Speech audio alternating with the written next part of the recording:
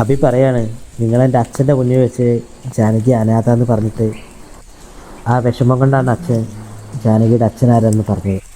അന്ന് തുടങ്ങിയതാ ജാനകിയുടെ അമ്മയാരെന്നുള്ള അന്വേഷണം. ജാനകി പറയും എൻ്റെ അമ്മയ്ക്ക് നീതി കിട്ടണം, എൻ്റെ അമ്മയെ ചവിട്ടി അരച്ച് പോയവൻ രക്ഷപ്പെടാൻ പാടില്ല എന്നൊക്കെ. ജാനകി പറയും ഞാൻ ഈ കേസിന് പോയത് രാധാമണി വാരിസുകാർക്ക് നീതി കിട്ടാനാണ്, അല്ലാതെ എൻ്റെ അച്ഛനാരെന്ന് തെളിയിക്കാനല്ല. നിങ്ങളെ ഞാൻ വെറുതെ വിടണോ? കത്തിച്ച് ഭസ്മമാക്കാനുള്ള ഒരു വരം എനിക്കുണ്ടായിരുന്നെങ്കിൽ ഞാനത് ചെയ്തേനെന്നൊക്കെ ജാനകി പറയും. ഇതൊക്കെ കേട്ട് തമ്പി ഒന്നും മിണ്ടാതിരിക്കുകയാണ്. തമ്പി അബിയോട് പറയും നിൻ്റെ അച്ഛൻ പറയാത്തൊരു കാര്യം ഞാൻ പറഞ്ഞുതരാം.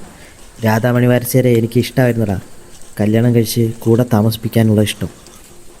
അന്ന് ഞാൻ അവളുടെ ഒരു ഫോട്ടോ ആയിട്ട് അലഞ്ഞത് കൊല്ലാനായിരുന്നില്ല, മനസ്സ് മാറ്റി കൂടെ കൊണ്ടുപോയി ജീവിക്കാനായിരുന്നു. പിന്നെ ഞാൻ എന്തിനും ഇതൊക്കെ ചെയ്തു എന്നല്ലേ? അതിനൊക്കെ കാരണം നിൻ്റെ അച്ഛൻ സൂര്യനാരായണനായിരുന്നു. പറയാനാണെങ്കിൽ കഥകൾ കുറേ ഉണ്ടെന്ന് പറഞ്ഞ് തമ്പി അവിടുന്ന് പോവാണ്. സക്കീർ ഭായിയോട് അബി പറയും എനിക്കൊരാളെ പറ്റിയുള്ള വിവരം അറിയാനാണ് ഞാൻ സക്കീർ ഭായിയെ വിളിച്ചത്, മറ്റാരോട് എനിക്കിത് പറയാൻ പറ്റില്ലെന്നൊക്കെ.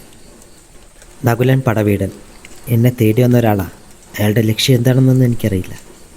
സക്കീർ ഭായി പറയും അവരൊരു ബിസിനസ്സുകാരാണ്, അവർക്ക് ഇവിടെ കുറേ പ്രൊഡക്റ്റൊക്കെ ഉണ്ടെന്ന് പറയും. അബി പറയും എനിക്കറിയേണ്ടത് 6-7 വർഷം മുൻപ് അയാളുടെ കല്യാണം മുടങ്ങിയതും അത് മുടങ്ങാനുണ്ടായ കാരണവും ആ പെണ്ണാരണമെന്നൊക്കെയാണെന്ന് പറയും. സക്കീർ ഭായി ചോദിക്കും ഇതൊക്കെ എന്തിനാണ് അറിയുന്നതെന്ന് ചോദിക്കുമ്പോൾ അബി പറയും അത് കണ്ടെത്തുമ്പോൾ സക്കീർ ഭായിക്ക് മനസ്സിലാവും ഞാൻ എന്തിനാണ് ഇതൊക്കെ ചോദിച്ചതെന്ന് അബി പറയും. തമ്പിയുടെ വീട്ടിലേക്ക് ബൈക്കിൽ 2 ആൾ വന്നിട്ട് പുറത്തിറങ്ങിയിട്ട് അയാൾ പറയും ഞാൻ തനിനാടൻ പപ്പൻ ഓൺലൈൻ ചാനലാണ്, തമ്പിയെ വിളിക്ക്, കുറച്ച് ചോദ്യങ്ങൾ ചോദിക്കാണ്ടെന്ന് പറയും.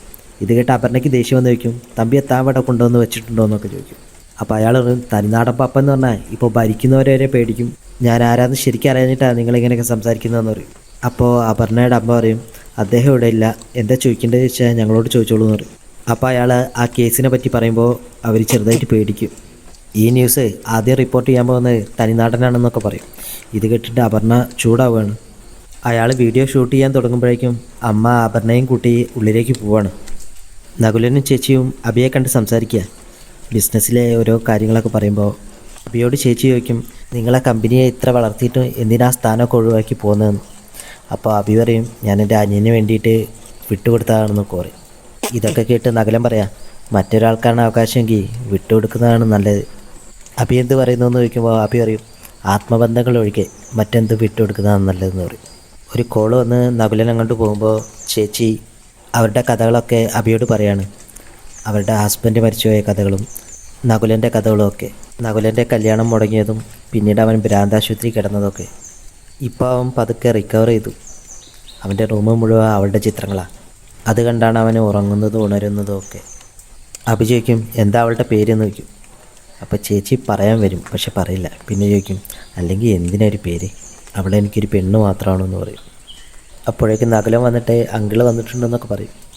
അത് കഴിഞ്ഞ് അവരവിടെ നിന്ന് ഇറങ്ങുകയാണ്. അബി ഇങ്ങനെ എന്തോ ആലോചിച്ചുകൊണ്ടേ ഇരിക്കും.